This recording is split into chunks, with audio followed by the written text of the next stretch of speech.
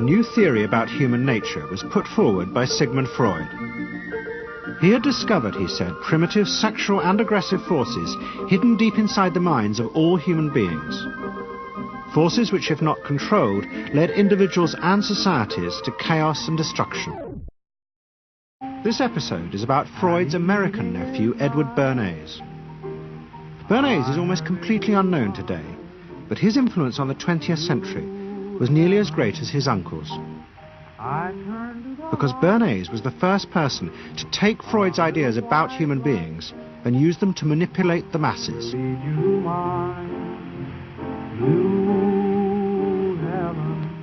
He showed American corporations for the first time how they could make people want things they didn't need by linking mass-produced goods to their unconscious desires.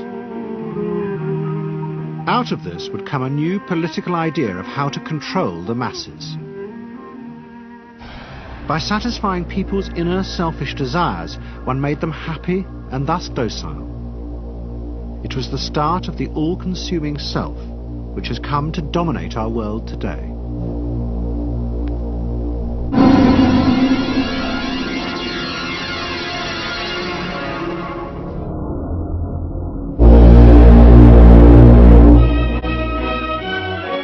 At that time, Freud's young nephew, Edward Bernays, was working as a press agent in America. His main client was the world-famous opera singer Caruso, who was touring the United States.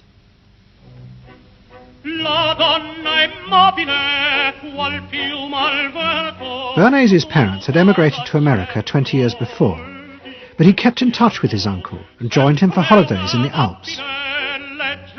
But Bernays was now about to return to Europe for a very different reason.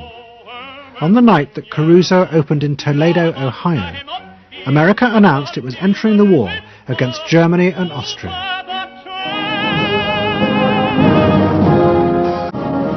Bernays proved extremely skillful in promoting this idea, both at home and abroad. And at the end of the war, he was asked to accompany the president to the Paris Peace Conference. Wilson's reception in Paris astounded Bernays and the other American propagandists. Their propaganda had portrayed Wilson as a liberator of the people, a man who would create a new world in which the individual would be free. They had made him a hero of the masses. And as he watched the crowds surge around Wilson, Bernays began to wonder whether it would be possible to do the same type of mass persuasion, but in peacetime. Bernays returned to New York and set up as a public relations counsel in a small office off Broadway. It was the first time the term had ever been used. While in Paris, Bernays had sent his uncle a gift of some Havana cigars. In return, Freud had sent him a copy of his general introduction to psychoanalysis. Bernays read it, and the picture of hidden irrational forces inside human beings fascinated him. He wondered whether he might make money by manipulating the unconscious. Bernays set out to experiment with the minds of the popular classes. His most dramatic experiment was to persuade women to smoke. At that time, there was a taboo against women smoking, and one of his early clients, George Hill, the president of the American Tobacco Corporation, asked Bernays to find a way of breaking it. A. Brill was one of the first psychoanalysts in America, and for a large fee he told Bernays that cigarettes were a symbol of the penis and of male sexual power. He told Bernays that if he could find a way to connect cigarettes with the idea of challenging male power, then women would smoke, because then they would have their own penises. Every year, New York held an Easter Day parade to which thousands came, and Bernays decided to stage an event there. He persuaded a group of rich debutantes to hide cigarettes under their clothes. Then they should join the parade, and at a given signal from him, they were to light up the cigarettes dramatically. Bernays then informed the press that he had heard that a group of suffragettes were preparing to protest by lighting up what they called torches of freedom.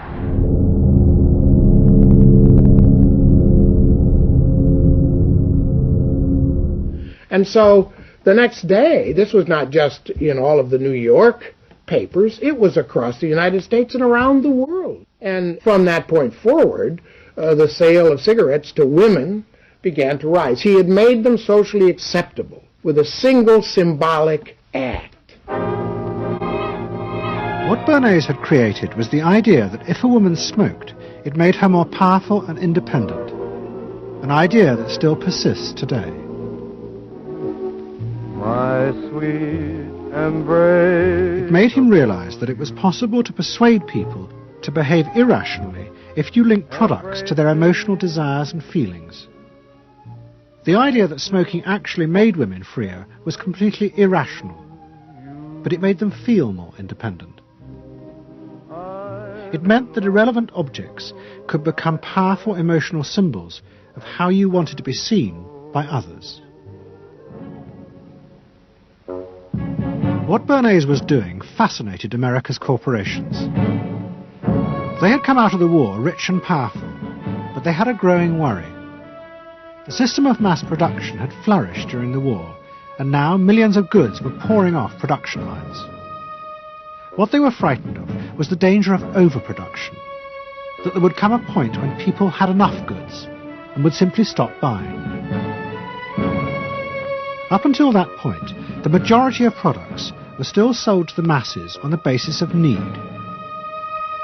While the rich had long been used to luxury goods, for the millions of working-class Americans, most products were still advertised as necessities. Goods like shoes, stockings, even cars were promoted in functional terms for their durability. The aim of the advertisements was simply to show people the product's practical virtues, nothing more.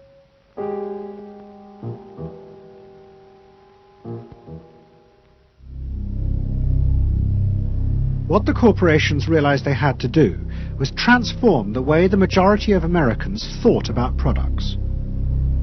One leading Wall Street banker, Paul Mazur of Lehman Brothers, was clear about what was necessary. We must shift America, he wrote, from a needs to a desires culture. People must be trained to desire, to want new things even before the old have been entirely consumed. We must shape a new mentality in America. Man's desires must overshadow his needs. I'd like to ask you some questions. Why do you like short skirts? Oh, because there's more to see. More to see, eh? What good does that do you? Looks in my hands. It makes you more attractive. No? In 1927, an American journalist wrote, "A change has come over our democracy. It is called consumptionism. The American citizen's first importance to his country is now no longer that of citizen, but that of consumer." The publication of Freud's works in America had an extraordinary effect on journalists and intellectuals in the 1920s. What fascinated and frightened them was the picture Freud painted of submerged, dangerous forces lurking just under the surface of modern society. Forces that could erupt easily to produce the frenzied mob which had the power to destroy even governments. He wrote a book called Civilization and Its Discontents. It was a powerful attack on the idea that civilization was an expression of human progress. Instead, Freud argued, civilization had actually been constructed to control the dangerous animal forces inside human beings. What was implicit in Freud's argument was that the ideal of individual freedom, which was at the heart of democracy, was impossible. Human beings could never be allowed to truly express themselves because it was too dangerous. They must always be controlled and would thus always be discontent.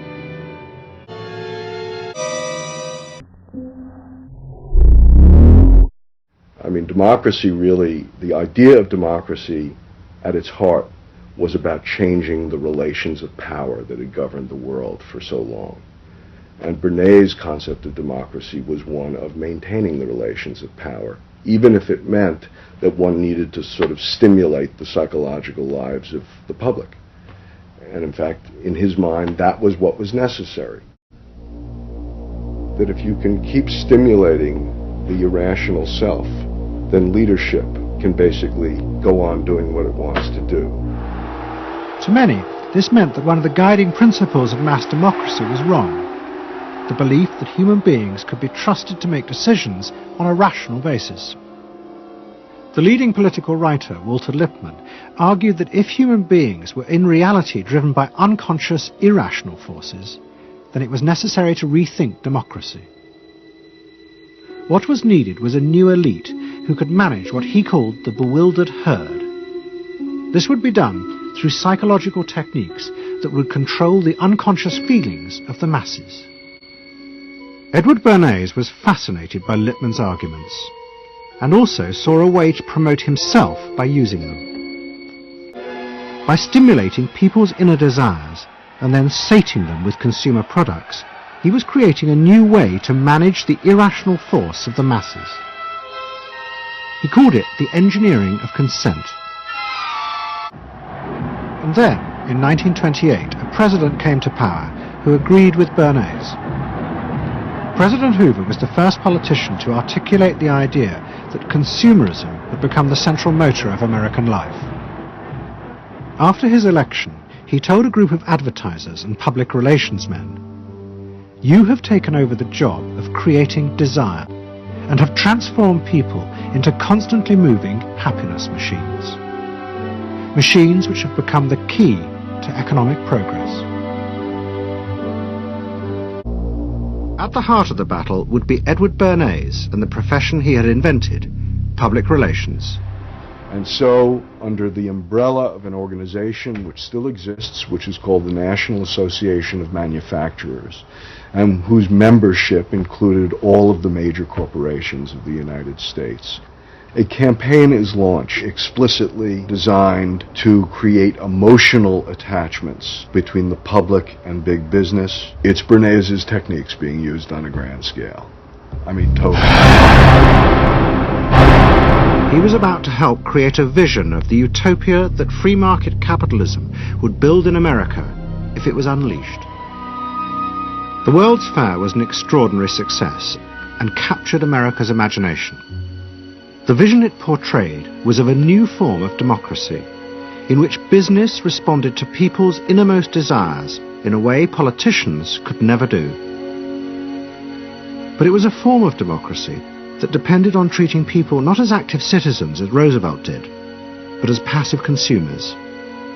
Because this, Bernays believed, was the key to control in a mass democracy. It became a bitter fight. In response to the campaign, the government made films that warned of the unscrupulous manipulation of the press by big business. And the central villain was the new figure of the public relations man. Public relations man. Public relations man.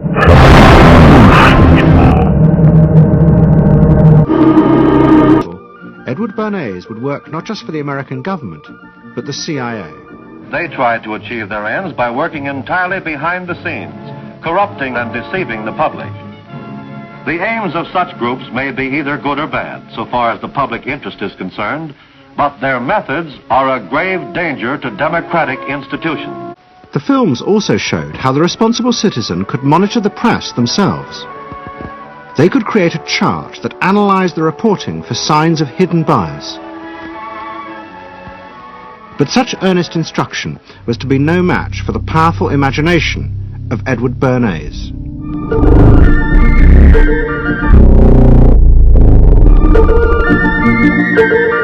Edward Bernays, who had invented the profession of public relations. Their ideas were used by the US government, big business, and the CIA to develop techniques to manage and control the minds of the American people.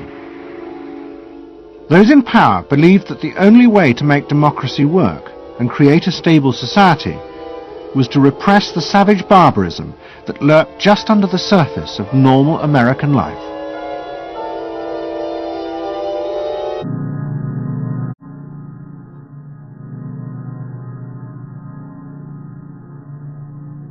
The Nazis were convinced that democracy was dangerous because it unleashed a selfish individualism, but didn't have the means to control it. Hitler's party, the National Socialists, stood in elections, promising in their propaganda that they would abandon democracy because of the chaos and unemployment it led to.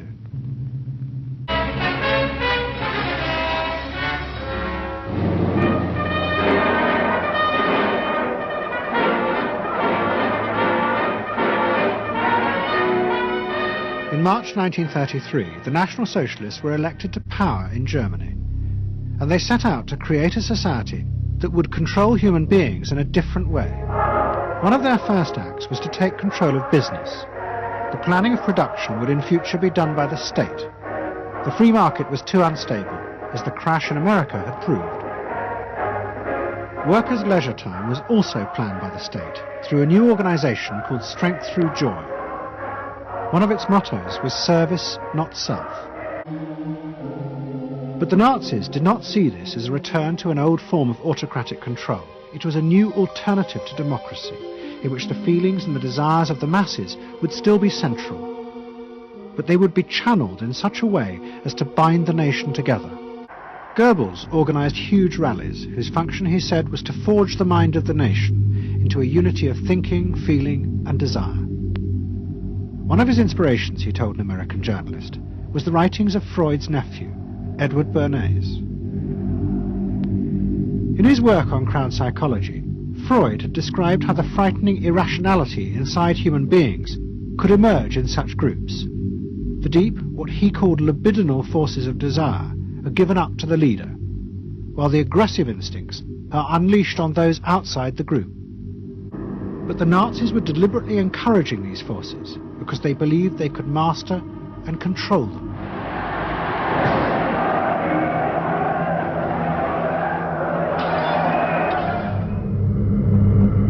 I could see from afar, looking up Wilhelmstraße towards Unter den Linden, how those 100,000 of people, when they passed Hitler, they just became completely delirious. They began to shout these cries I will never get out of my ears. Heil, Sieg, Heil. They demented. And here I got confirmation how those irrational forces, uncontrollable forces in Germany, in the Germans, had erupted, had broken out, were running wild, were departing, marching on. And in America too, democracy was under threat from the force of the angry mob. The effect of the stock market crash had been disastrous. There was growing violence as an angry population took out their frustration on the corporations who were seen to have caused this disaster.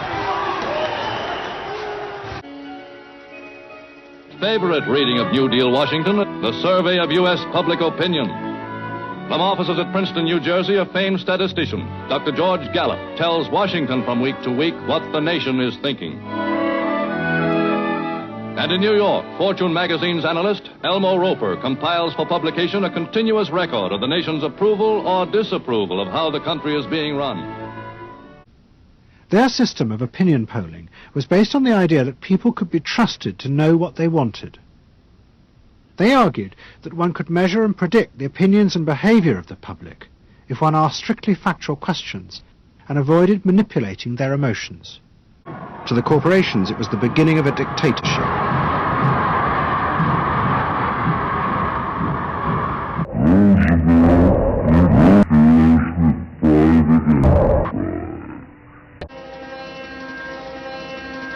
Edward Bernays had been the first to convince American corporations that they could sell products by connecting them with people's unconscious feelings. Psychoanalysts were convinced they not only understood these dangerous forces, but they knew how to control them too. They would use their techniques to create democratic individuals, because democracy left to itself failed to do this. In the late 40s, a vast project began in America to apply the ideas of psychoanalysis to the masses. Congress in 1946 passed the National Mental Health Act, which recognized for the first time that mental illness was a national problem. Keenly aware of the tremendous problems ahead is Dr. Robert H. Felix, director of the vast new project. A primary objective of the National Mental Health Program is to increase our fund of scientific knowledge about mental health and about mental illness. We're not doing this. Why? Because there are all too few skilled mental health workers. At the same time, thousands of counsellors were trained to apply psychoanalysis to marriage guidance. And social workers were sent out to visit people's homes and advise on the psychological structure of family life. Psychological guidance centres were set up in hundreds of towns. They were staffed by psychiatrists who believed it was their job to control the hidden forces inside the minds of millions of ordinary Americans. When your emotions control your actions, it affects not only yourself, but the people around you. And if this sort of flare-up is repeated often, it might lead to a permanently warped personality. And as the psychoanalysts' ideas took hold in America, a new elite began to emerge, in politics, social planning, and in business. What linked this elite was the assumption that the masses were fundamentally irrational. To make a free market democracy like America work, one had to use psychological techniques to control mass irrationality. Now, a group of psychoanalysts were going to take what Bernays had begun and invent a whole range of techniques to get inside and manage the unconscious mind of the consumer. They were led by Ernest Dichter. Dichter had practiced next door to Freud in Vienna, but he had come to America and set up the Institute for Motivational Research in an old mansion north of New York. And this is Dr. Ernest Dichter. We don't go out and ask directly, why do you buy, why don't you? What we try to do instead is to understand the total personality, the self-image of the customer. We use all the resources of modern social sciences. It opens up some stimulating psychological techniques for selling any new product. Like the other psychoanalysts, Dichter believed that American citizens were fundamentally irrational beings. They could not be trusted. Their real reasons for buying products were rooted in unconscious desires and feelings. And Dichter wanted to find ways to uncover what he called the secret self of the American consumer.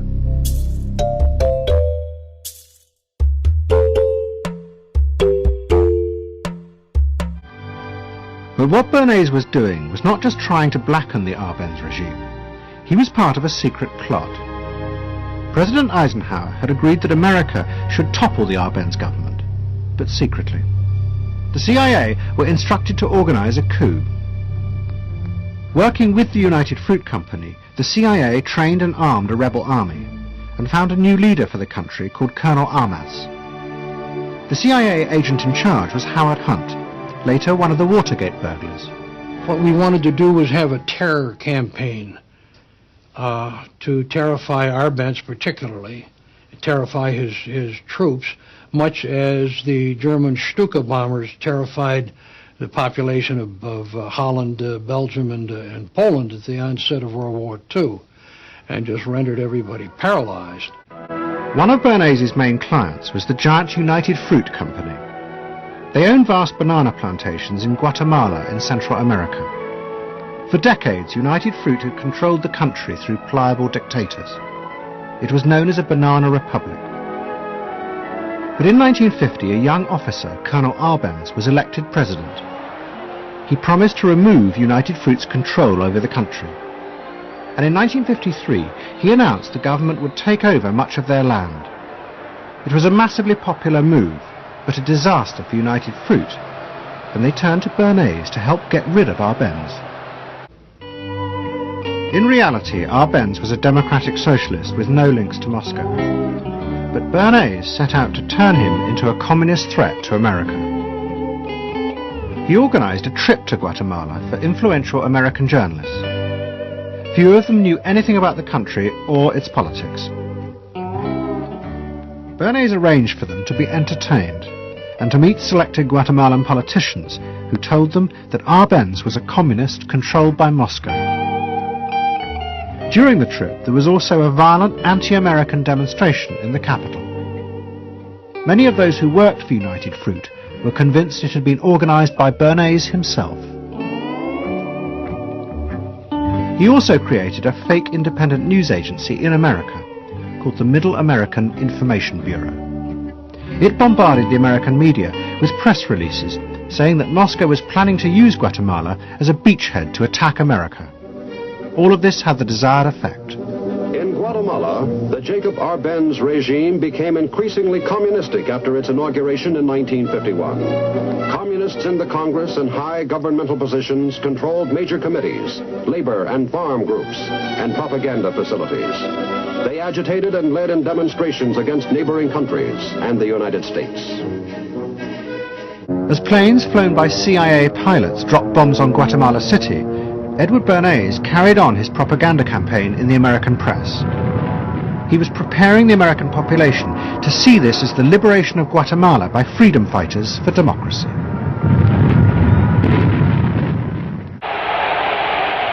On June the 27th, 1954, Colonel Arbenz fled the country, and Armas arrived as the new leader. Within months, Vice President Nixon visited Guatemala. In an event staged by United Fruit's PR department, he was shown piles of Marxist literature that had been found, it was said, in the presidential palace. This is the first time in the history of the world that the communist government has been overthrown by the people. And for that we congratulate you and the people of Guatemala for the support they have given. And we are sure that under your leadership, supported by the people whom I have met by the hundreds on my visit to Guatemala, that Guatemala is going to enter a new era in which there will be prosperity for the people together with liberty for the people. Thank you very much for allowing us to see this exhibit of communism in Guatemala. You're welcome. And for dinner, see what Mother has for dessert. Banana gingerbread shortcake. Just another of the many tempting ways in which this nutritious fruit can be prepared. So now that you've seen where bananas come from before they reach your table, our journey to Banana Land is ended. We hope you enjoyed the trip. We know you like bananas. They just felt that the road to happiness was in adapting to the external world in which they lived. That people could be uncrippled from their own neurotic conflicts and impulses, that they would not engage in self-destructive behavior, that they would in fact adapt to the reality about them. They never questioned the reality. They never questioned that it might itself be a source of evil or something to which you could not adapt without compromise or without suffering or without exploiting yourself in some way. So there was this fit with the politics of the day.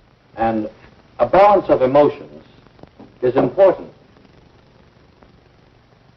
to a well-rounded personality. By the early 50s, the ideas of psychoanalysis had penetrated deep into American life. The psychoanalysts themselves became rich and powerful.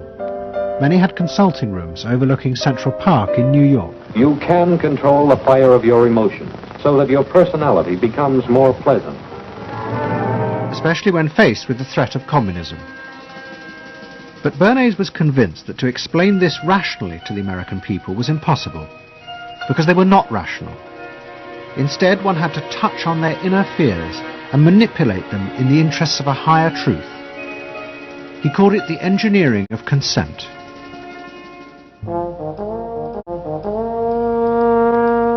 But the idea that it was necessary to manipulate the inner feelings of the American population in the interests of fighting the Cold War now began to take root in Washington. Above all, in the CIA, who were going to take it much further.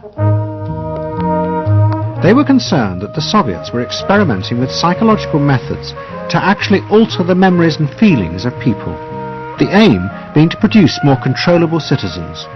It was known as brainwashing.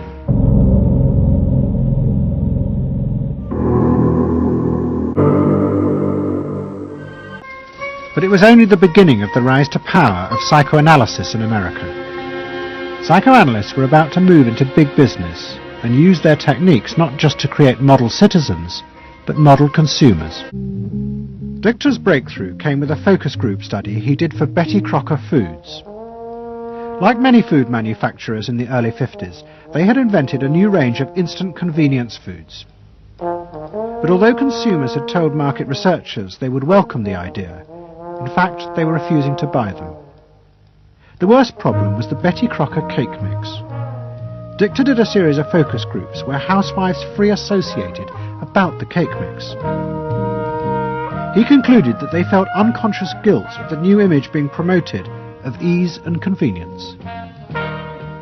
In other words, he understood that the barrier to the consumption of the product was the housewife's feeling of guilt about using it. They basically, on one hand, wanted to make it easy for themselves, but they felt guilty about it. So what you've got to do in those circumstances is remove the barrier being guilt. The way you do that is to give the housewife a greater sense of participation. And how do you do that? By adding an egg. Simple as that. As simple as that. Dichter told Betty Crocker to put an instruction on the packet that the housewife should add an egg. It would be an unconscious symbol, he said, of the housewife mixing in her own eggs as a gift to her husband, and so would lessen the guilt. Betty Crocker did it, and the sales soared. My cake is ready. The consumer may have basic needs that the consumer himself or herself doesn't fully understand. You have to know what those needs are in order to fully exploit the consumer. Is it wrong to give people what they want by taking away their defenses, helping remove their defenses? Psychologists in the CIA were convinced that this really might be possible, and that they should try to do it themselves.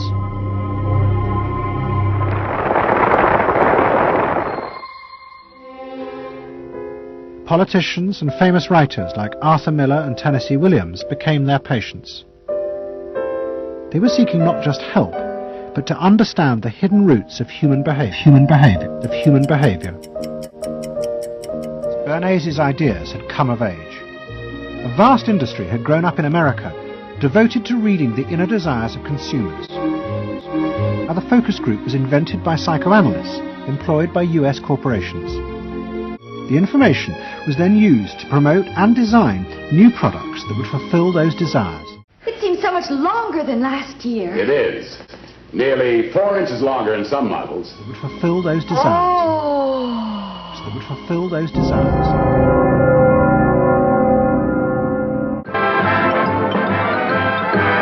Hey, have you heard about the crazy new way to send a message today? It's flashed on a screen too quick to see, but still you get it subliminally. The critics included Monroe's ex-husband, Arthur Miller. My argument with so much psychoanalysis is the preconception that suffering is a mistake, or a sign of weakness, or a sign even of illness, when in fact, possibly the greatest truths we know have come out of people's suffering. That the problem is not to undo suffering or to wipe it off the face of the earth, but to make it inform our lives, instead of trying to cure ourselves of it constantly and avoid it, and avoid anything but that lobotomized sense of what they call happiness. There's too much of an attempt, it seems to me, to think in terms of controlling man rather than freeing him, of defining him rather than letting him go. And it's part of the whole ideology of this age, which is power mad. At the start of the Clinton administration, many of us, including, I believe, President Clinton himself, reverted back to an older tradition, tried to lift the public, to talk about genuine ideals beyond the individual. And that reform agenda being not only universal health care and child care and dealing with the widening inequalities in our society, and homelessness, many things that many citizens, just particularly middle-income citizens, didn't want to deal with.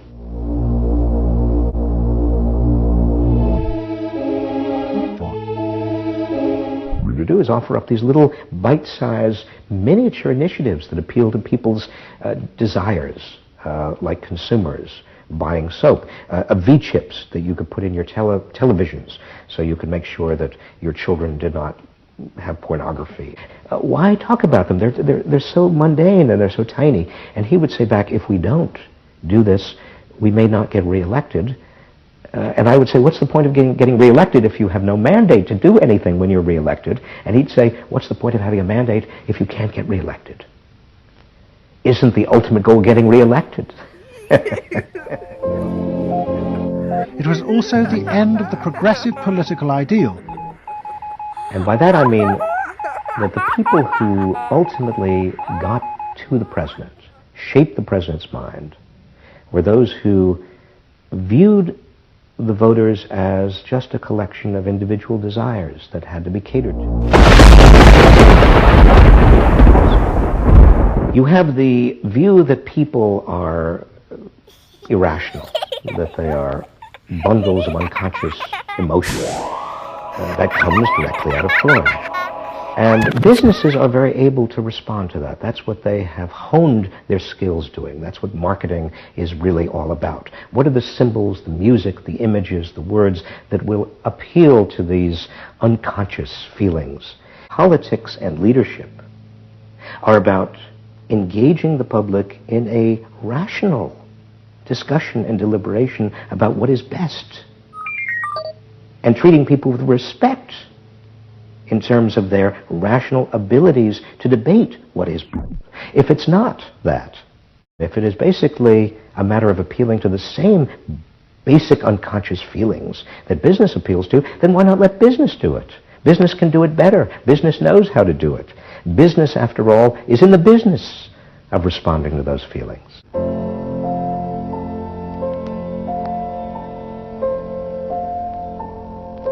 In 1939, Edward Bernays, Sigmund Freud's nephew, created a vision of a future world in which the consumer was king. It was at the World's Fair in New York, and Bernays called it Democracity.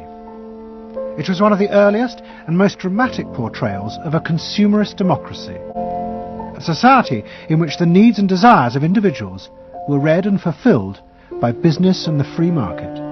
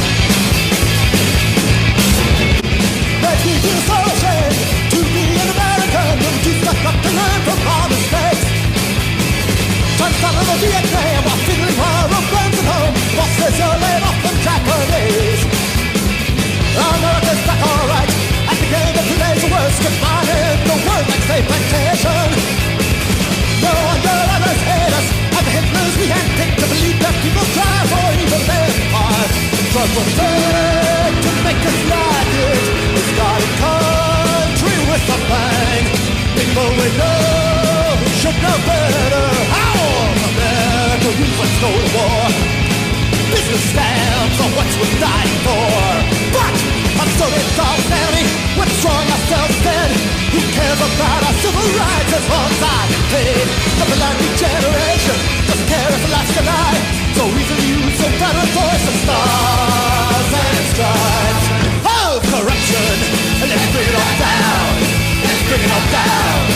Bring it on down, down, down, down, down, down, down, down, down, down, down, down, down, down, down, down, down, down, down.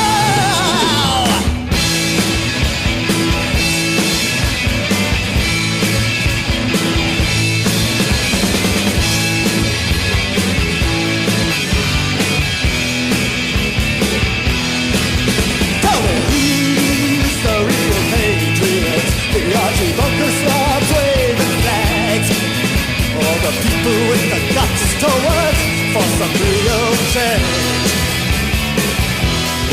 Rednecks and bombs don't make us strong. We lead the world if we can't even feed ourselves. Our real test of strength is carrying up our war towards to sell the world. Just carry on, thankful to be born like worms. Hold glory for a blanket as you suck your thumb. Real freedom scares you. That means it's responsibility.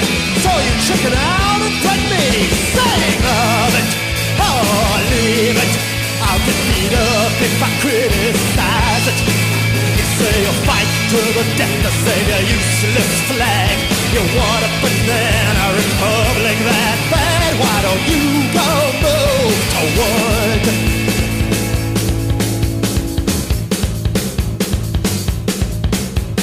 What can just one of us do against all that money and power trying to crush us into roaches? We won't destroy society in a day until we change ourselves first from the inside out. We can start by not lying so much and treating other people like dirt. It's so easy not to base our lives on how much we can scam. You know it feels good to lift that monkey off our back.